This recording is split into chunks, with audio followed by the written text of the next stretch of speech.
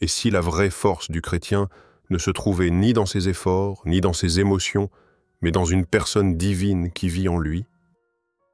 Le Saint-Esprit n'est pas un concept, c'est une présence. Sans lui, notre foi s'épuise, nos prières s'assèchent, nos victoires s'effritent, mais avec lui, tout devient vivant. La parole, la prière, même les épreuves. Frères, sœurs, si tu as soif de voir ta vie spirituelle se fortifier, si tu veux marcher dans une communion réelle avec le Saint-Esprit, reste jusqu'à la fin de cette vidéo, car ce message va bouleverser ton rapport à Dieu. Avant d'aller plus loin, abonne-toi à cette chaîne, mets un like et écris en commentaire. Je veux être rempli du Saint-Esprit chaque jour. Et surtout, télécharge le livre « La stratégie du diable dévoilée TM », un guide spirituel puissant qui t'aidera à discerner les attaques invisibles de l'ennemi et à marcher dans la victoire en Christ.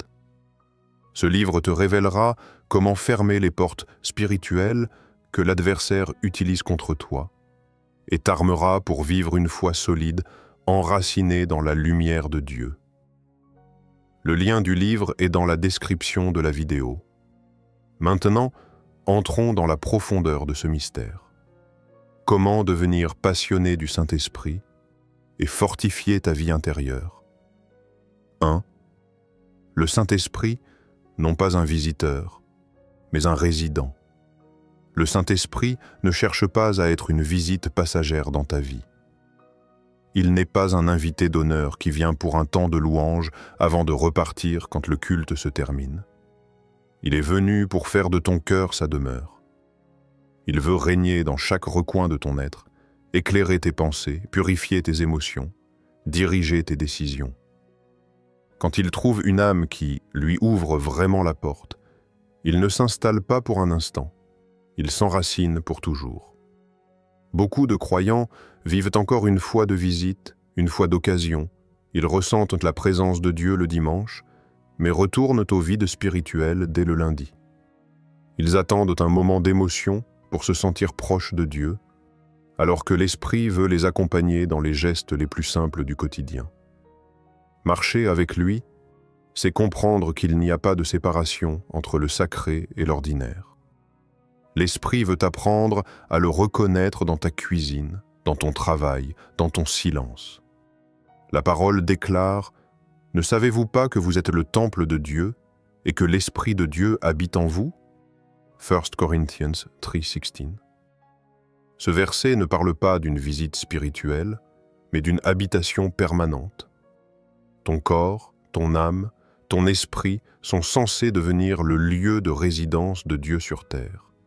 Si tu le comprends, alors tu ne vivras plus ta foi comme une succession de hauts et de bas, mais comme une communion constante. Quand le Saint-Esprit demeure en toi, il change ta manière de respirer, de penser, de ressentir. Tu ne pries plus seulement pour demander de l'aide, tu pries pour rester en relation. Tu ne cherches plus un frisson spirituel, tu cherches sa direction. Il devient ton ami silencieux, ton enseignant patient, ton conseiller fidèle. Et cette présence devient si réelle que tu la ressens même quand tu ne dis rien. Mais pour qu'il s'installe, il faut que tu lui fasses de la place. Le Saint-Esprit ne partage pas la maison avec le désordre, l'orgueil ou la distraction. Il ne demeure pas dans un cœur encombré de peur ou d'amertume. Il vient là où il y a de la place, du respect et du feu. Si tu veux qu'il soit résident, commence par lui offrir tout ce que tu gardais pour toi, ton temps, tes projets, tes blessures, tes habitudes. Ouvre-lui chaque pièce de ton cœur. Dis-lui simplement « Saint-Esprit, je ne veux plus que tu sois un visiteur. Sois le maître de ma vie. » Quand tu pries ainsi, quelque chose change dans l'invisible. Le ciel se connecte à ta respiration. Ta vie spirituelle cesse d'être une alternance de sécheresse et de réveil. Elle devient une source continue. Le Saint-Esprit transforme ta manière d'aimer, de pardonner, de servir, car il vit en toi, non à côté de toi. Alors, ne te contente pas d'une visitation, recherche une habitation. Ne cours plus après des émotions spirituelles. Cherche la communion. Là où le Saint-Esprit s'installe, la lumière reste. Elle éclaire, elle chauffe, elle purifie. Et surtout, elle ne s'éteint jamais. 2. Apprendre à écouter Dieu dans le silence. Le silence n'est pas vide. Il est rempli de la voix de Dieu pour ceux qui savent écouter. Le Saint-Esprit parle, mais il ne s'impose jamais. Sa voix n'est pas bruyante comme celle du monde. Elle est subtile, tendre, précise. Elle demande un cœur calme, un esprit disponible, une âme disciplinée. Dans une génération où tout va vite, où le bruit envahit nos pensées, apprendre à écouter Dieu devient un acte de résistance spirituelle. C'est refuser le tumulte pour retrouver la voix qui donne la vie. Il est écrit dans le psaume 46, 10. « Arrêtez et sachez que je suis Dieu ». Cette parole n'est pas une simple invitation à la détente. C'est un commandement divin. Dieu dit « Arrête-toi ». Cesse de courir, de parler, de tout vouloir contrôler. Ce n'est que dans le silence que tu peux réellement le connaître. Le silence devient alors une école de foi, où Dieu enseigne sans bruit, où il transforme sans geste spectaculaire. Souvent, nous pensons que Dieu ne parle plus, alors qu'en réalité, c'est nous qui faisons trop de bruit. Nous remplissons nos prières de mots, nos pensées de raisonnement, nos journées de distraction. Et dans ce chaos, le murmure du Saint-Esprit passe inaperçu. Pourtant, comme à Élie, Dieu continue de se révéler dans un doux murmure. 1er Roi 19, 12. Ce murmure, c'est la voix d'un père qui ne cherche pas à impressionner, mais à toucher. Une voix qui n'éblouit pas, mais éclaire. Le silence spirituel n'est pas une absence, c'est une présence amplifiée. C'est un espace où l'âme se décharge du poids du monde pour se revêtir de la paix divine. Dans ce lieu intérieur, Dieu restaure les cœurs fatigués, guérit les blessures cachées et redonne sens aux chemins perdus. C'est dans le silence que naissent les décisions justes, les révélations profondes et les guérisons durables. Mais pour goûter à ce silence, il faut l'apprivoiser. Ferme la porte de ta chambre, pose ton téléphone, coupe les notifications et parle moins. Inverse le réflexe naturel. Écoute plus que tu ne parles. Assieds-toi, respire et dis simplement « Parle, Seigneur, ton serviteur écoute ». 1 Samuel 3,10. Au début, tu n'entendras peut-être rien d'extraordinaire. Mais si tu persistes, le silence deviendra un sanctuaire. Tu sentiras une paix t'envahir, une paix qui dépasse toute compréhension humaine. Philippiens 4,7. Cette paix, c'est le signe que la présence du Saint-Esprit remplit ton intérieur. Et bientôt, tu comprendras qu'il te parle non seulement dans tes prières, mais aussi dans tes pensées, tes émotions, tes intuitions. Apprendre à écouter Dieu, c'est aussi apprendre à faire confiance. Tu n'as pas besoin d'un tonnerre pour croire qu'il t'a répondu. Parfois, une simple impression paisible suffit. La voix du Saint-Esprit est douce, mais elle porte la vérité. Elle ne crie pas, mais elle bouleverse. Elle ne flatte pas, mais elle libère. Quand tu apprends à faire taire le monde pour écouter Dieu, tu découvres une dimension spirituelle nouvelle. Ce n'est plus toi qui cherches à comprendre Dieu, c'est lui qui t'enseigne à travers la paix. Et c'est là, dans le calme intérieur, que naît la vraie force spirituelle, celle qui ne dépend pas du bruit extérieur, mais de la voix du ciel. 3. L'humilité et l'obéissance. Les portes de la puissance spirituelle. L'humilité est ce qu'est la langue du ciel, et l'obéissance en est la clé. Là où beaucoup cherchent à impressionner Dieu par leurs prières ou leurs œuvres, le Saint-Esprit cherche avant tout un cœur qui s'incline. Il n'habite pas les cœurs orgueilleux, mais il se plaît dans les âmes qui reconnaissent leur dépendance absolue. L'humilité n'est pas une faiblesse. C'est une posture spirituelle qui attire la grâce divine. Il est écrit dans Jacques 4,6 « Dieu résiste aux orgueilleux, mais il fait grâce aux humbles. » Ce verset révèle une loi spirituelle puissante. Là où l'orgueil s'élève, la présence de Dieu se retire. L'orgueil ferme la porte à l'esprit, car il dit « Je n'ai pas besoin d'aide », alors que l'humilité dit « Seigneur, sans toi, je ne peux rien ». Jésus lui-même, bien qu'étant le Fils de Dieu, a choisi de s'humilier jusqu'à la croix.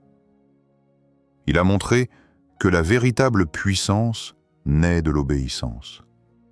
L'humilité, ce n'est pas te dévaloriser ou te juger indigne. C'est simplement reconnaître que tout ce que tu es et tout ce que tu as vient de Dieu. Quand tu acceptes cela, ton cœur devient malléable entre ses mains. Et le Saint-Esprit, qui est doux comme une colombe, trouve enfin un lieu de repos. Il ne descend pas dans le vacarme de l'ego, mais dans le silence d'un cœur soumis. Mais il y a une seconde porte inséparable de l'humilité, l'obéissance. Obéir à Dieu, c'est souvent renoncer à ce que tu veux, à ce que tu comprends, pour embrasser ce que lui veut. L'obéissance est une mort douce. Elle te dépouille de ta volonté propre pour revêtir celle de Dieu. Dans Actes 5, 32, il est clairement écrit « Dieu donne le Saint-Esprit à ceux qui lui obéissent ». Autrement dit, tu ne peux pas demander plus de Dieu si tu refuses de marcher selon ce qu'il t'a déjà dit. Beaucoup de chrétiens prient sans relâche pour recevoir la puissance, mais négligent la voie de la soumission. Pourtant, la prière sans obéissance est comme une clé sans serrure. Elle frappe, mais n'ouvre pas.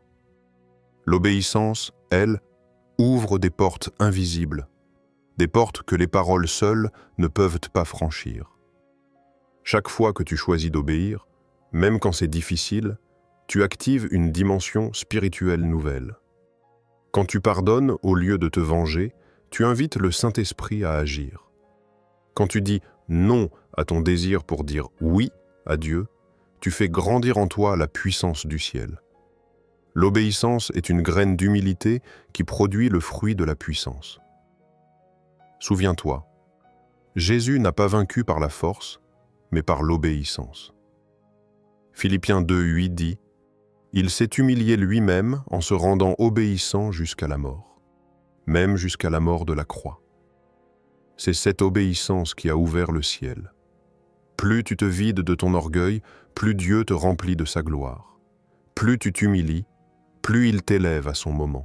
Plus tu renonces à ta propre route, plus il rend ton chemin sûr.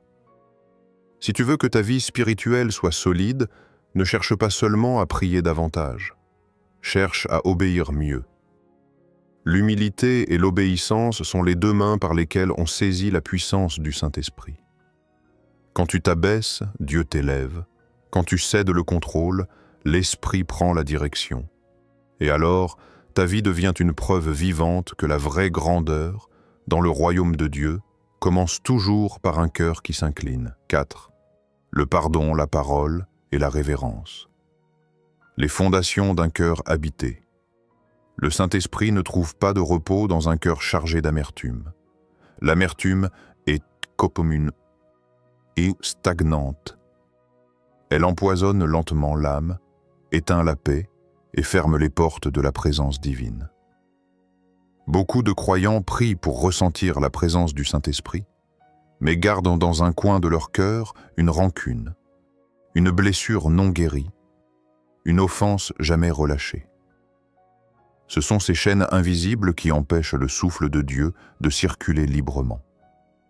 Il est écrit dans Éphésiens 4, 30 et 1 à 32 que toute amertume, toute animosité, toute colère, toute clameur, toute calomnie et toute espèce de méchanceté disparaissent du milieu de vous.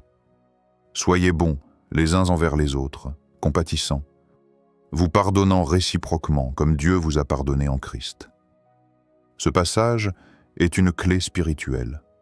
Pardonner, ce n'est pas nier le mal subi, c'est refuser de le laisser te posséder. Le pardon n'excuse pas le péché, il libère le cœur du poison du souvenir.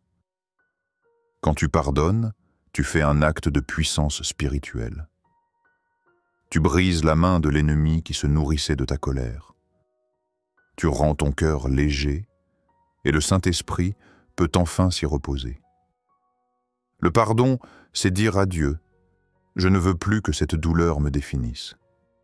Et aussitôt, une paix douce entre, parce que la place de la rancune devient celle de la grâce. Mais pour que le Saint-Esprit demeure pleinement en toi, ton cœur doit aussi être enraciné dans la parole de Dieu. La parole est le sol où l'Esprit s'enracine. Sans elle, la foi s'étiole. Le Saint-Esprit ne parle jamais contre les Écritures. Il les confirme et les éclaire. Jésus a dit « Le Consolateur, le Saint-Esprit, que le Père enverra en mon nom, vous enseignera toutes choses et vous rappellera tout ce que je vous ai dit. » Jean 14, 26. Remarque, le Saint-Esprit ne rappelle que ce que Jésus a déjà dit. Autrement dit, plus tu médites la parole, plus tu lui donnes de matière pour te parler. Un verset lu avec foi devient une révélation. La parole, c'est la voix écrite de Dieu, et l'Esprit, c'est le souffle qui la rend vivante. Quand tu ouvres ta Bible avec un cœur humble, l'Esprit t'explique, te corrige, te nourrit. Ce que tu lis devient lumière, direction et consolation. C'est par cette union entre la parole et l'Esprit que ta foi devient solide et que ton discernement spirituel s'affine. Enfin, un cœur habité doit vivre dans la révérence. Pas la peur, mais le respect profond de la sainteté de Dieu. Le Saint-Esprit est intime, oui, mais il reste saint. Dans une génération où la familiarité avec le sacré devient banale, il est urgent de restaurer la crainte de Dieu. La crainte du Seigneur n'est pas la terreur d'un esclave, c'est l'amour respectueux d'un enfant qui ne veut pas attrister son père. Proverbe 9:10 dit « La crainte de l'Éternel est le commencement de la sagesse, et la science des saints est l'intelligence. Celui qui marche dans la révérence ne joue pas avec la grâce, il la protège. Quand tu vis avec un cœur purifié par le pardon, enraciné dans la parole et habité par la révérence, le Saint-Esprit trouve en toi un sanctuaire. Là où il y a respect, il y a gloire. Et là où il y a gloire, il y a transformation. Car un cœur ainsi disposé devient non seulement un temple, mais une lumière vivante qui témoigne de la présence réelle de Dieu dans ce monde. 5. La soif spirituelle et les vérités cachées de la marche avec l'Esprit. La vie spirituelle ne commence vraiment que lorsqu'une soif brûle en toi, une soif de connaître Dieu plus intimement que tout ce que ce monde peut offrir. Le Saint-Esprit ne se manifeste pas au hasard. Il répond à un désir authentique, profond, persistant. Là où il y a un cœur affamé de Dieu, il y a toujours une visitation. Jésus a dit « Si quelqu'un a soif, qu'il vienne à moi et qu'il boive » Jean 7, 37. Cette invitation n'était pas symbolique, elle était une promesse. La soif spirituelle est le signe que Dieu t'appelle à plus. Cette soif, c'est ce feu intérieur qui refuse la routine religieuse et qui cherche la présence du Saint-Esprit comme une nécessité vitale. C'est une faim qui ne se contente pas de chanter sur Dieu, mais qui veut le connaître personnellement. Être assoiffé de Dieu, c'est arriver à ce point où tu dis « Seigneur, je ne veux plus vivre sans toi. Je veux plus que des mots, je veux ta présence réelle. » Mais cette intimité ne se vit pas sans révélation.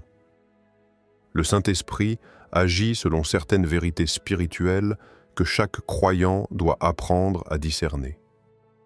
La première vérité, c'est que Dieu ne parle pas à ceux qui ne veulent pas changer.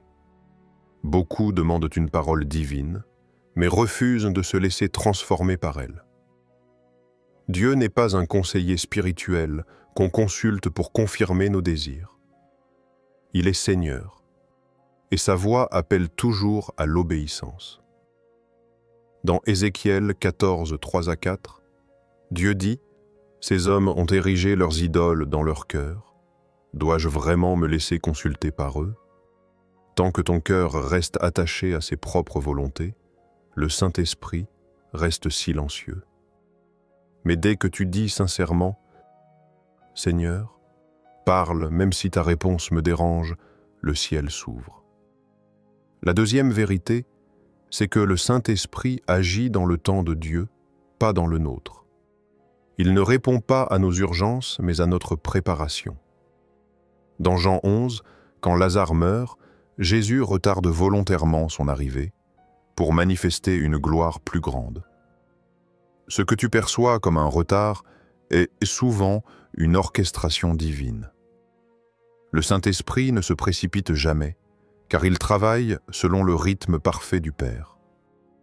Apprends à attendre dans la foi, sans agitation.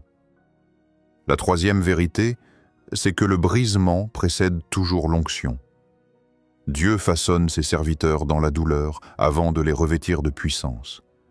Il ne brise pas pour punir, mais pour préparer. C'est dans les cavernes, les déserts et les larmes que se forment les cœurs capables de porter l'esprit sans orgueil. David, avant d'être roi, a connu la solitude et la trahison. Joseph, avant d'être élevé, a connu la prison. Si tu traverses des saisons de brisement, sache qu'elles précèdent toujours des saisons de gloire. La quatrième vérité, c'est que le Saint-Esprit se révèle dans la simplicité. Trop de croyants cherchent des signes spectaculaires, alors qu'il agit souvent dans le calme, dans une pensée douce, dans une paix soudaine. Matthieu 11, 25 nous le rappelle. « Je te loue, Père, d'avoir caché ces choses aux sages et aux intelligents, et de les avoir révélées aux enfants. Plus ton cœur est sain, simple, plus tu entends Dieu clairement. » Enfin, la cinquième vérité, c'est que la gratitude attire la présence divine. Un cœur reconnaissant devient un autel vivant. La reconnaissance ouvre le ciel, tandis que la plainte le ferme. Même dans l'épreuve, remercie Dieu, car chaque souffle est une preuve qu'il est encore avec toi. Philippiens 4,6 nous exhorte. En toute chose, faites connaître vos besoins à Dieu par des prières et des supplications, avec des actions de grâce. Quand tu vis ainsi, avec soif, humilité, paix et gratitude, le Saint-Esprit ne devient plus une émotion passagère, mais une atmosphère permanente. Tu ne cherches plus des moments où il vient te visiter, car tu réalises qu'il t'habite. Le feu ne s'éteint plus, la paix ne te quitte plus, la présence devient ton habitat. Et dans cette habitation divine, chaque jour devient une communion, chaque silence une prière, chaque respiration un acte d'amour. Ce n'est plus toi qui vis, mais Christ qui vit en toi, par le Saint-Esprit. Bien-aimé, le Saint-Esprit n'est pas un luxe spirituel, mais la respiration même du croyant. Apprends à demeurer en lui, à écouter sa voix, à marcher dans l'humilité, le pardon et la fidélité. Et tu verras ta vie spirituelle devenir solide, paisible et victorieuse. Alors, écris maintenant en commentaire « Dieu est grand ». Et si ce message t'a parlé, mets un like, abonne-toi et partage-le à quelqu'un qui a besoin de renaître dans sa relation avec le Saint-Esprit. Enfin, n'oublie pas de télécharger le livre « La stratégie du diable dévoilée » dans la description de la vidéo. Il t'aidera à discerner les attaques invisibles de l'ennemi et à garder ton cœur fortifié dans la lumière du Christ. Ce n'est pas juste un livre, c'est une arme spirituelle pour ta victoire quotidienne. Que la grâce du Seigneur Jésus-Christ, l'amour de Dieu le Père et la communion du Saint-Esprit soient avec toi. Amen.